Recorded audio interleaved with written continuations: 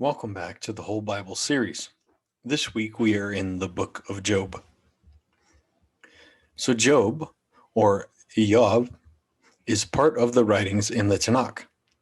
In the Bible, Job is part of the Old Testament political books, which include wisdom literature.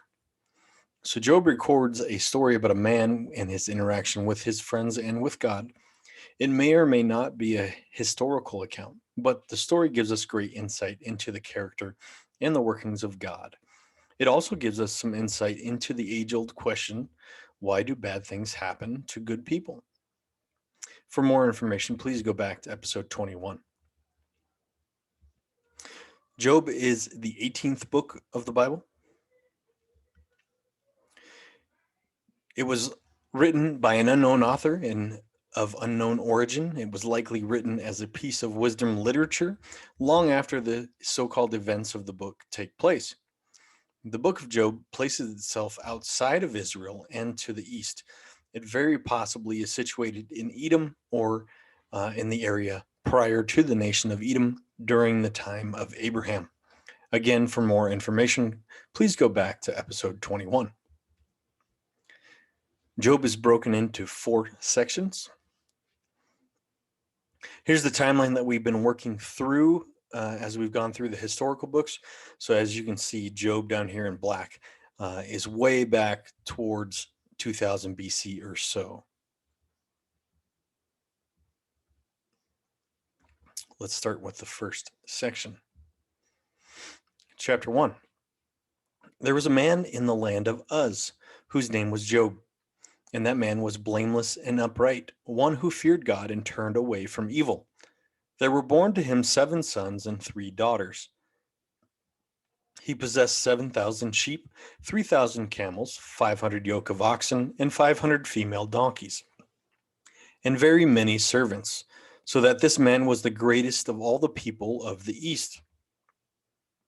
His sons used to go and hold a feast in the house of each one on his day, and they would send and invite their 3 sisters to eat and drink with them.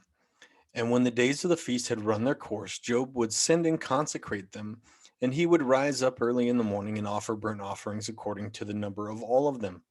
For Job said, "It may be that my children have sinned and cursed God in their hearts." Thus Job did continually.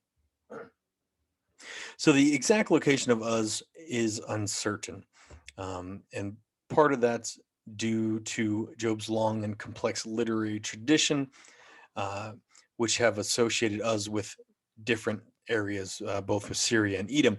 But as you can see, we know that Syria is to the north of Israel, whereas Edom is to the southeast of Israel.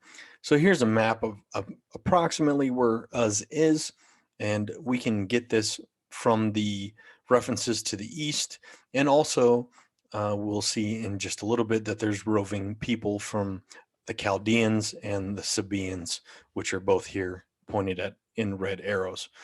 So it's likely that this land is to the east of Israel. Verse 6. Now there was a day when the sons of God came to present themselves before the Lord. So we know who the sons of God are. We've talked about them before. The sons of God are part of God's heavenly council. And so they come and appear to the Lord one day. And Satan also appeared among them. And I want to pause right there and take a quick break so we can talk about this. So the Hebrew here does not say Satan as a personal name. It actually says, you'll see down here in the bottom, Ha-Satan. So Ha-Satan means the Satan or the Satan. It means an accuser, right? So Ha means the. And so we don't put a the in front of our names. We don't say the Dan or the Chris. We say Dan or Chris. Well, it's the same thing in Hebrew. And so we have here Ha-Satan, which makes it that it can't be a personal name. It rather just says the accuser. Excuse me.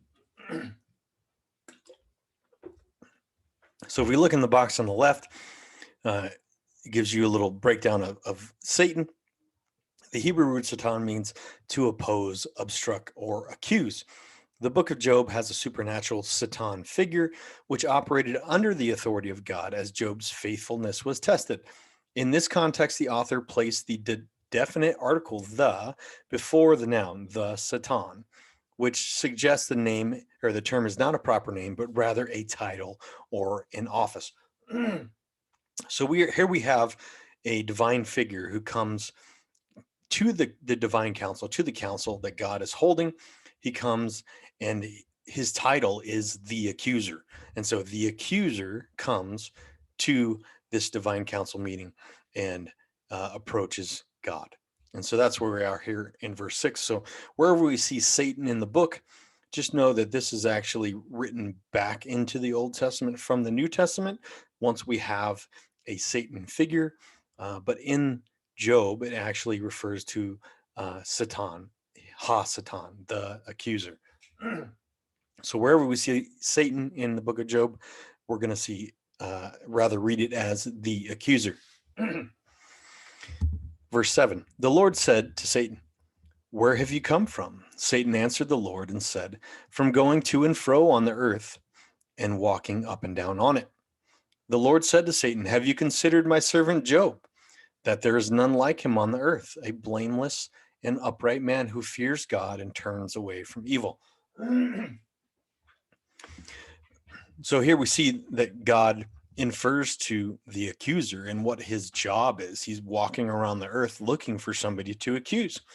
And so God suggests Job. He says, look at Job. Job is a blameless and upright man. Why don't you accuse him?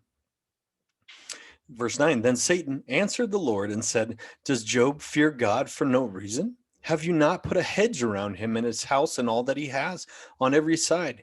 You have blessed the work of his hands, and his possessions have increased in the land.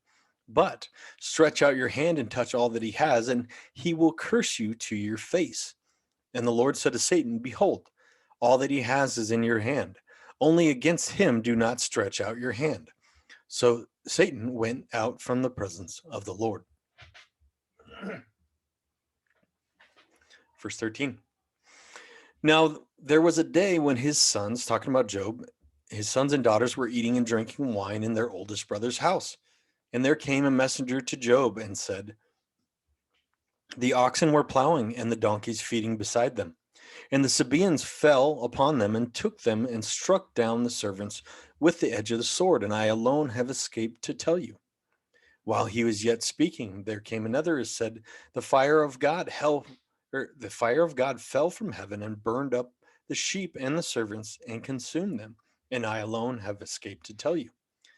While he was yet speaking, there came another who said, the Chaldeans formed 3 groups and made a raid on the camels and took them and struck down the servants with the edge of the sword, and I alone have escaped to tell you. While he was yet speaking, yet another came and said, your sons and daughters were eating and drinking wine in their oldest brother's house. And behold, a great wind came across the wilderness and struck the 4 corners of the house, and it fell upon the young people, and they are dead. And I alone have escaped to tell you. Then Job arose and tore his robe and shaved his head and fell on the ground and worshipped. And he said, naked I came from my mother's womb, and naked I shall return. The Lord gave, and the Lord has taken away. Blessed be the name of the Lord. In all this, Job did not sin or charge God with wrong. Let's pause here. So we note here in red that we're using the tetragrammaton, the Lord, as Yahweh. So this is Yahweh, and Job is recognizing Yahweh. He's using Yahweh in this book. And so we look at the use of Yahweh. And while Job is not of the chosen people of Israel, he somehow recognizes Yahweh as the high God, as the creator. I have a note here that this may be an editorial addition later as it was prepared for a Hebrew audience. So this could have been a piece of wisdom literature that was prepared long before, and that somebody prepared then for a Hebrew audience by editing it. But either way, it deals with Job, who's the human creation, and him interacting with the Most High God. Whether you call that God Yahweh or not, Job is interacting with the Most High. Chapter 2. Again, there was a day when the sons of God came to present themselves before the Lord, and Satan also came among them to present himself before the Lord. And the Lord said to Satan, "From where have you come?" Satan answered the Lord and said, "From going to and fro on the earth, and from walking up and down on it." And the Lord said to Satan, "Have you considered my servant Job, that there is none like him on the earth, a blameless and upright man, who fears God and turns away from evil? He still holds fast his integrity, although you incited me against him to destroy him without reason." Then Satan answered the Lord and said, "Skin for skin. All that a man has, he will give up for his life. But stretch out your hand and touch his bone and his flesh, and he will curse you to your face." And the Lord said to Satan, "Behold, he is in your hand, only spare his life." So Satan went out from the presence of the Lord and struck Job with loathsome sores from the sole of his foot to the crown of his head. And he took a piece of broken pottery with which to scrape himself while he sat in the ashes. Then his wife said to him, "Do you still hold fast to your integrity? Curse God and die." But he said to her, "You speak as one of the foolish women would speak. Shall we receive good from God, and shall we not receive evil?" In all this, Job did not sin with his lips. Now, when Job's three friends heard of all this evil that had come upon him, they each came from his own place. Eliphaz the Temanite, Bildad the Shuhite, and Zophar the Naamathite. They made an appointment together to come and show him sympathy and comfort him. And when they saw him from a distance, they did not recognize him. And they raised their voices and wept, and they tore their robes and sprinkled dust on their heads toward heaven. And they sat with him on the ground for 7 days and 7 nights, and no one spoke a word to him, for they saw that his suffering was great. So out comes friends, and they're going to come and try to support him because they've heard of what's happened, and they see him mourning, and so they also begin to mourn.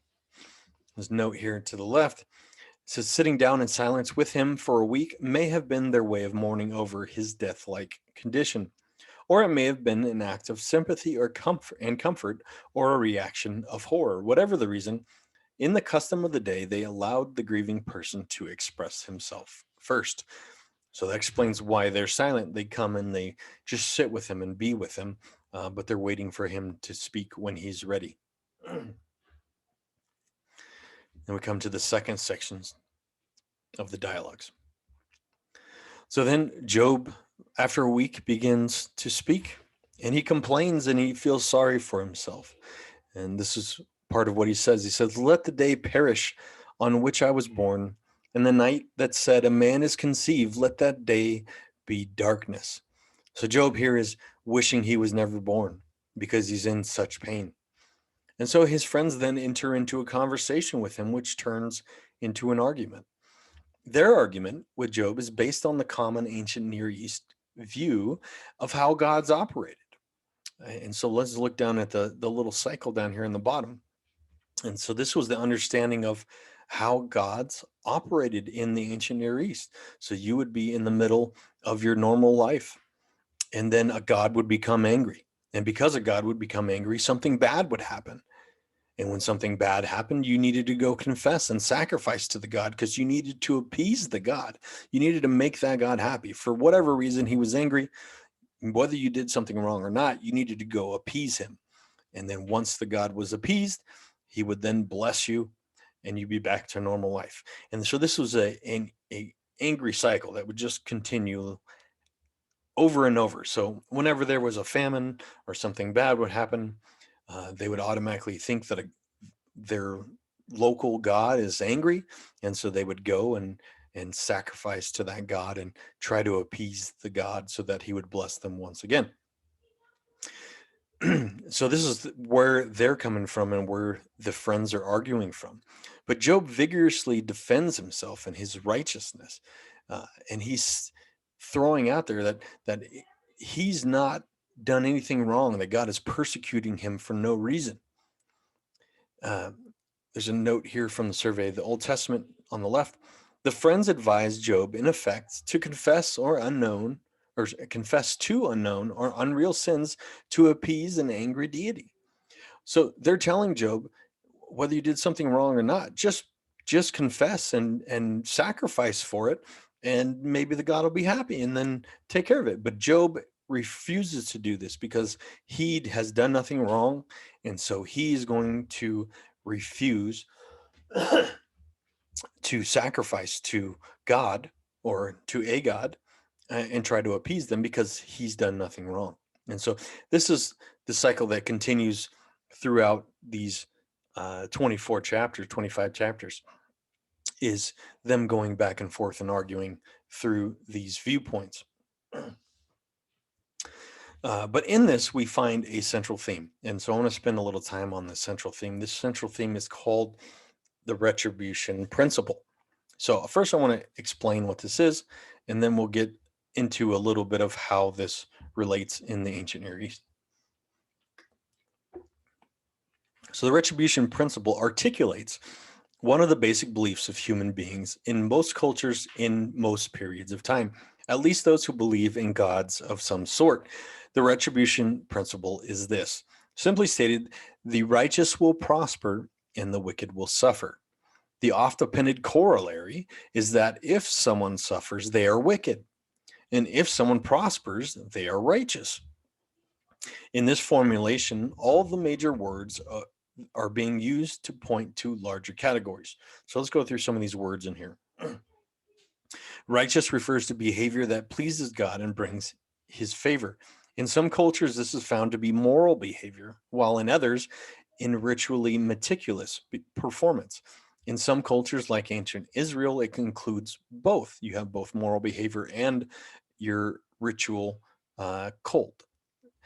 It is not an absolute quality comparable to the righteousness of God, but a relative standard.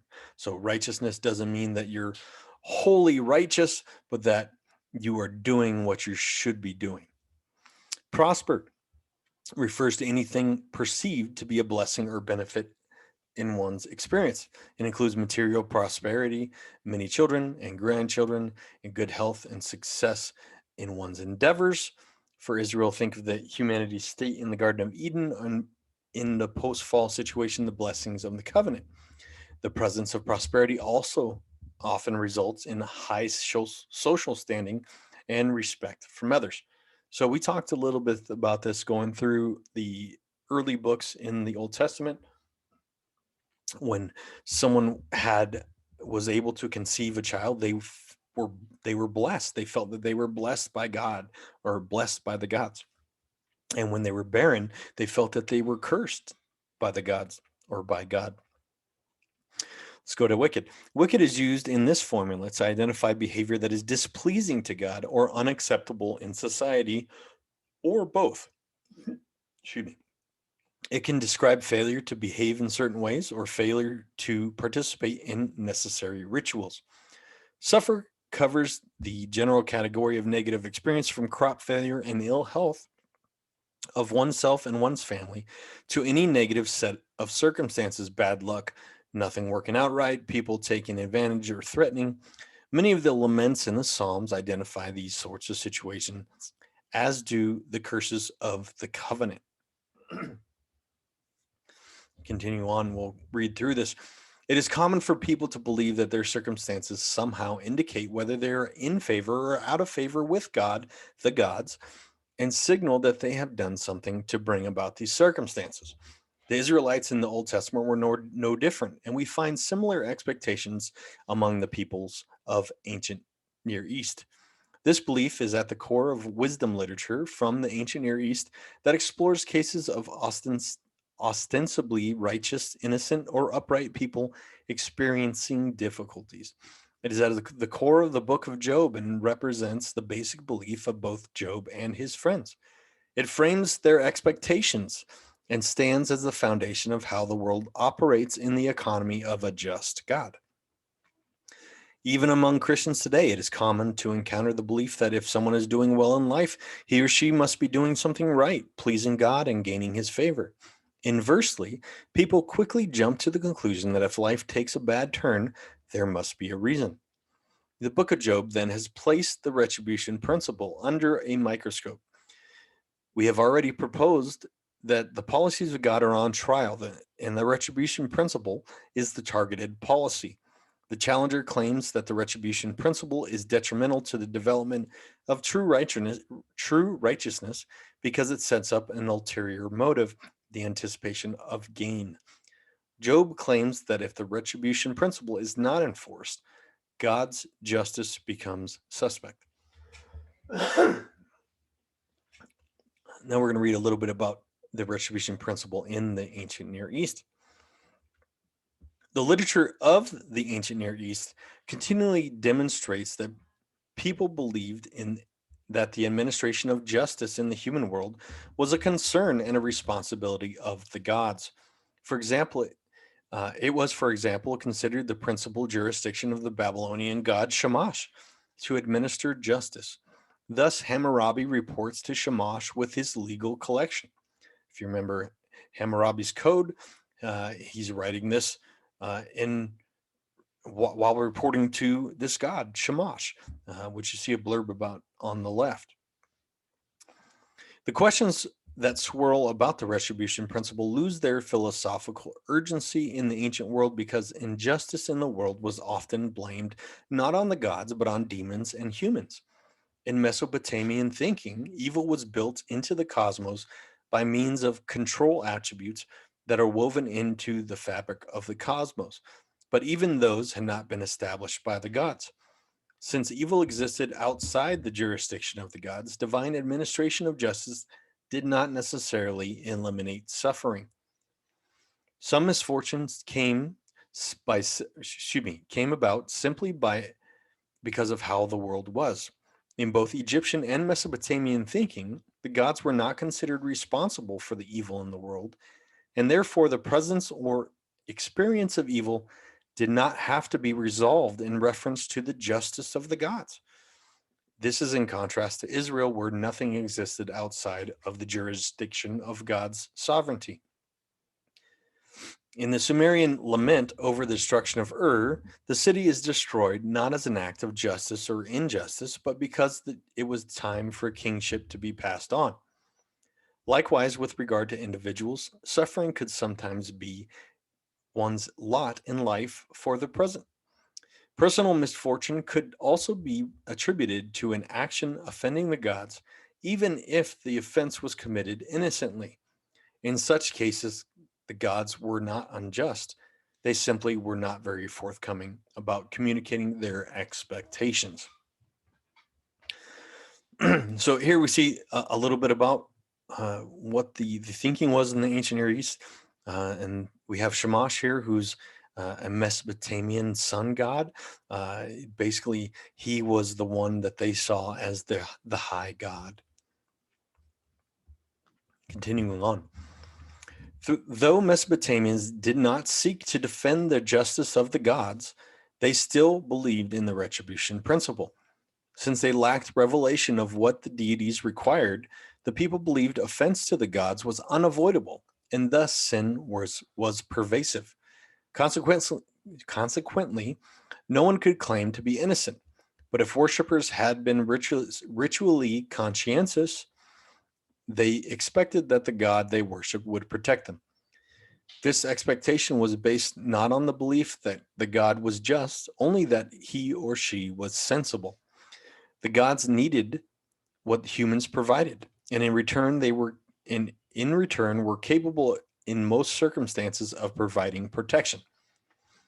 The offenses committed against the gods in a large majority of the cases constituted failure to provide what the gods needed or a violation of that which was sacred. The deity naturally responded with anger, disdain, or neglect, leaving the individual vulnerable. In Egyptian thinking, the retribution principle represented one aspect involved in the establishment of Ma'at, which was the ultimate goal of the gods and therefore of those who exercised authority on behalf of the gods in the human realm. This connection between retribution principle and Ma'at is inherent in Jan Assmann's definition of Ma'at. the principle that forms individuals into communities and that gives their actions meaning and direction by ensuring that good is rewarded and evil punished. So, defined, he considers ma'at to represent the totality of social norms. If ma'at is to be preserved and attained, positive behavior should be recognized and recompensed, while negative behavior should be punished. This is rooted in divine attributes, or excuse me, this is not rooted in divine attributes like justice, but rather in divine goals, the pursuit of ma'at. So there's a note here, ma'at is hard to define, but it has certain affinities with the Hebrew concept of wisdom, particularly as personified in the person of woman wisdom. Ma'at is the harmony of the universe. It includes the idea of order and justice. In conclusion, in the ancient Near East, the gods had a level of responsibility to see that good and right prevailed, not because they were compelled by their character or attributes, but because they had the power to exercise such influence and it worked to their advantage to do so. The retribution principle was understood as a logical syllogism in a context where gods expected their needs to be met and had the power to punish or recompense accordingly. In Mesopotamia, the most natural matrix for retribution principle thinking was the realm of ritual, whereas in Egypt, it was one of the primary mechanisms in the establishment of Ma'at. And so this is where they're coming from, the retribution principle. This is what they're understanding, that the gods establish justice by having their needs met. And if you made a god angry, that you had to appease him in some way or another. And it wasn't so much about justice in righteousness, but it was about making sure that that god had everything that they need so they would continue to bless you. And so obviously this is opposite of the God of Israel, of Yahweh. And so as we will see throughout this book, Yahweh works differently than the way the ancient Near Eastern people understood other gods to work. And so this is at the core of the argument between the three friends and Job. The three friends are coming at it from the retribution principle angle and from the need to appease gods. But Job understands God differently. And so he knows that he hasn't done anything wrong. And so he's basically saying that God is unjust by punishing him. Let's continue on to the third section. Chapter 28. So we kind of have a break here between the dialogues and the discourses, and Job launches into what is called the hymn to wisdom. So after arguing with his friends, Job launches into this poem about wisdom. He says, "But where shall wisdom be found? And where is the place of understanding? Man does not know of its worth, and it is not found in the land of the living." So basically, Job is pointing out that humans can't have wisdom outside of God. There's a note here on the left from the Lexham Bible Dictionary. Wisdom throughout the ancient Near East, including Israel, presupposed that the universe operated according to a predictable moral order. Israelites based this on their belief that Yahweh used wisdom in creating the universe and continues to impose justice. Then we also have a note from the Bible Knowledge Commentary here. It says, in this chapter, Job affirmed people's inability to ascertain God's wisdom fully, in contrast with the triad of antagonists, his friends, who claimed that they knew what God was doing in Job's life. Though seemingly an isolated chapter, this discourse does agree with Job's earlier words about man's inability to know God's wisdom and with Job's words about God's sovereignty over death and nature. And from there, Job jumps into this long, drawn-out final defense of himself. And so he starts by lamenting over the way his life used to be and how he's lost everything. And as he starts talking about the fact that he hasn't done anything wrong, he starts pushing his righteousness so much to the front that he really shows how prideful he is. And so let's take a look at chapter 29 here. I put on righteousness, and it clothed me. My justice was like a robe and a turban. I was eyes to the blind and feet to the lame. I was father to the needy, and I searched out the cause of him who I did not know. I broke the fangs of the unrighteous and made him drop his prey from his teeth. Men listened to me and waited and kept silence for my counsel. After I spoke, they did not speak again, and my word dropped upon them. And down to 30 and 31. God has cast me into the mire, and I have become like dust and ashes. I cry to you for help, and you do not answer me. I stand, and you only look at me. You have turned cruel to me. With the might of your hand, you persecute me. Oh, that I had one to hear me. Here is my signature. Let the Almighty answer me. Oh, that I had indictment written by my adversary. Surely I would carry it on my shoulder. I would bind it on me as a crown. I would give him an account of all my steps. Like a prince, I would approach him. And so now Job has turned against God, and he's uh, accusing God of being cruel to him, of uh, being unrighteous towards him. Here's a note from the Bible Knowledge Commentary. Job longed that someone would hear him, for his committee of accusers was not really listening to his views. So, like a defendant in court, he signed figuratively his statement of defense, ready for God to answer him. He was so confident of his innocence that he would proudly wear God's written indictments, knowing that they could easily be proved false. He then called God his accuser, literally, the man of my indictment. We see that over here with my adversary. This was a daring move for people. For accused people usually do not want their plaintiff's indictments, whether true or false, to be publicized. Job would refute all of God's incrimination, doing so in confidence like a prince. Then we have somebody else who pops up. There's been a guy listening nearby, some young guy named Elihu, who's been listening to this whole argument between the three friends and Job, and he now speaks up. I am young in years, and you are aged. Therefore, I was timid and afraid to declare my opinion to you. I said, let days speak, and many years teach wisdom. But it is the spirit in man, the breath of the Almighty, that makes him understand. It is not the old who are wise, nor the aged who understand what is right.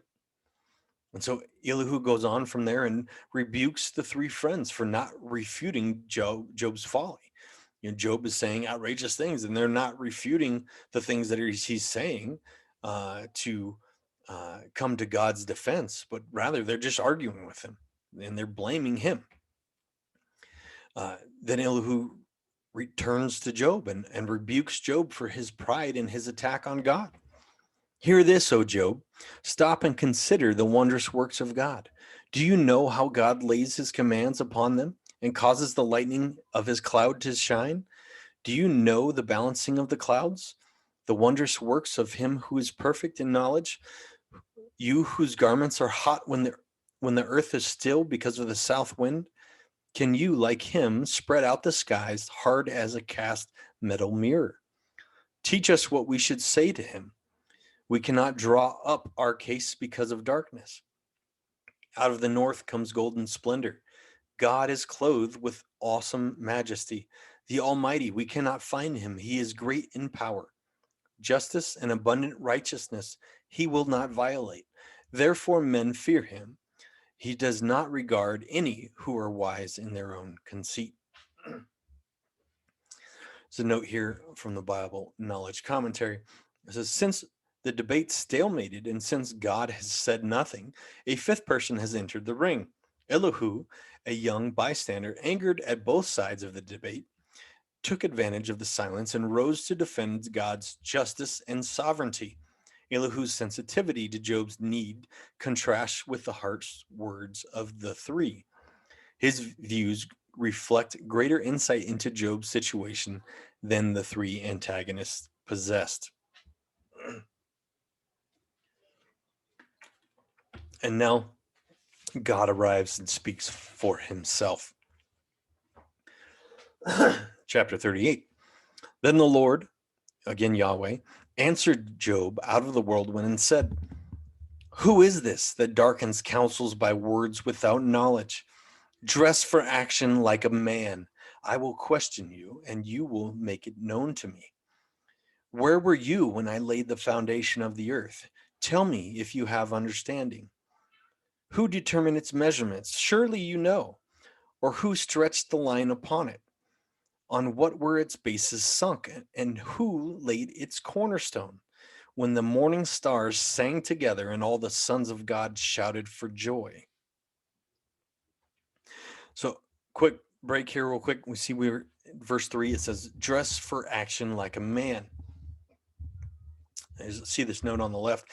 Then God told Job to get ready for his questions. Brace yourself like a man. Literally, he says, gird up your loins like a man. That is to tuck your outer robe like garment into your sash belt, as a man does before a strenuous task, such as running or fighting in battle. Job was to be alert so he could answer God intelligently. This is a striking reversal of Job's words to God. "Let the Almighty answer me." Job, the plaintiff, has now become the defendant. So Job accused God and called him down. And guess what? God showed up and he said, "Job, you better be ready to answer yourself like a man." And so this is where we're at. You see here in red verse 7, where were you? He's talking about on the day of creation, when the morning stars sang together and all the sons of God shouted for joy. So this is talking about the divine council again. So those divine beings that God had created, that he uses in his administration of the world, all those were there on the day of creation and shouted for joy. And where was Job during all this? He wasn't there. So Yahweh then reminds Job that he is the creator and he holds all things in his hands. Chapter 40. And the Lord said to Job, "Shall a fault finder contend with the Almighty? He who argues with God, let him answer it." Then Job answered the Lord and said, "Behold, I am of small account. What shall I answer you? I lay my hand on my mouth. I have spoken once and I will not answer twice, but I will proceed no further." So Job now realizes that he was out of line. Then the Lord answered Job out of the whirlwind and said, "Dress for action like a man. I will question you and you will make it known to me. Will you even put me in the wrong? Will you condemn me that you may be in the right? Have you an arm like God? And can you thunder with a voice like his? Can you draw out Leviathan with a fishhook, or press down his tongue with a cord? Can you put a rope in his nose or pierce his jaw with a hook? Will he make many pleas to you? Will he speak to you in soft words? Will he make a covenant with you to take him as your servant forever? Behold, the hope of a man is false. He is laid low even at the sight of him. No one is so fierce that he dares to stir him up. Who then is he that can stand before me? Who is first given to me that I should repay him? Whatever is under the whole heaven is mine. Then he gets back to talking about Leviathan. He makes the deep boil like a pot. He makes the sea like a pot of ointment. Behind him he leaves a shining wake. One would think that the deep to be white-haired. On the earth there is not like his, a creature without fear. He sees everything that is high. He is king over the sons of pride. So here God starts talking about Leviathan. So we've talked about this a little bit before. Leviathan or the sea monster, it really symbolizes chaos. So here's a note from the Dictionary of Deities and Demons in the Bible. Leviathan is the Hebrew name of a mythical monster associated with the sea, or the Yam in Hebrew. Leviathan is a paradigmatic monster and enemy of considerable mythological attire. He outweighs other representatives of chaos and evil. So rather than Satan, we don't have Satan in this book, as we've talked about. We have the accuser, Hasatan. Leviathan is then the evil incarnate in the world. He's an agent of evil and chaos. So God is using him here and saying to Job, can you capture Leviathan? Can you control Leviathan? Will he make a covenant with you to be your servant? God is just showing his power, that he has power over all things, and that even the worst of the chaos and evil in the world fall under his jurisdiction, that they're subjugated to him.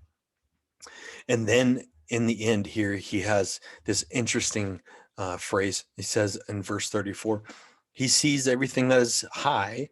He is king over the sons of pride. So Leviathan sees everything going on in the heavens, and he is in charge. He's the king over the sons of pride. This is in contrast to the sons of God, those that work for God. Rather, the sons of pride report to Leviathan. They are also agents of chaos. Those who are prideful, they are agents of chaos in the world. They bring evil. And just as Job was just doing, being prideful, he might as well report to Leviathan, because he is stirring up chaos in the world. And so God rightly calls Job out in these chapters. Chapter 42. Then Job answered the Lord and said, I know that you can do all things, and that no purpose of yours can be thwarted. Who is this that hides counsel without knowledge? Therefore I have uttered what I did not understand, things too wonderful for me, which I did not know. Hear, and I will speak. I will question you, and you will make it known to me. I had heard of you by the hearing of the ear, but now my eyes see you. Therefore I despise myself and repent in dust and ashes. So here Job confesses the fact that he was wrong, and he repents to God, and he is mournful. We have a note from the Bible Knowledge Commentary here. In Job's first response, he admitted his finiteness in the face of God's display of numerous wonders of nature above, on, and under the earth. But he did not admit to God's sovereignty or to his own sin of pride. Job now confessed those two things in his second reply. Overwhelmed by the strengthness and fierceness of the Leviathan, Job sensed his own inadequacy to control and conquer evil, which they represented. He therefore saw anew the greatness of God's power and sovereignty. Job's words, I know that you can do all things, point up to the folly of his questioning God's ability to govern the universe. Job's efforts to thwart or cut off God's plan were now seen as futile. So God shows up, shows Job how powerful he is, and reminds him that he's the one that created all things, and that all things fall under him. And Job realizes what he's done wrong now, and he asks God for forgiveness. And so we come to the epilogue, the last section of Job. Verse 7. After the Lord had spoken these words to Job, the Lord said to Eliphaz the Temanite, my anger burns against you and your two friends, for you have not spoken of me what is right, as my servant Job has. Now therefore take 7 bulls and 7 rams, and go to my servant Job, and offer up a burnt offering for yourselves, and my servant Job shall pray for you. For I will accept his prayer not to deal with you according to your folly. For you have not spoken of me what is right, as my servant Job has. And the Lord restored the fortunes of Job, and when he had prayed for his friends. And the Lord gave Job twice as much as he had before. And after Job had lived 140 years and saw his sons and his sons' sons 4 generations. So Job has more children. His fortunes are restored twice as much as before. Verse 17, and Job died an old man and full of days.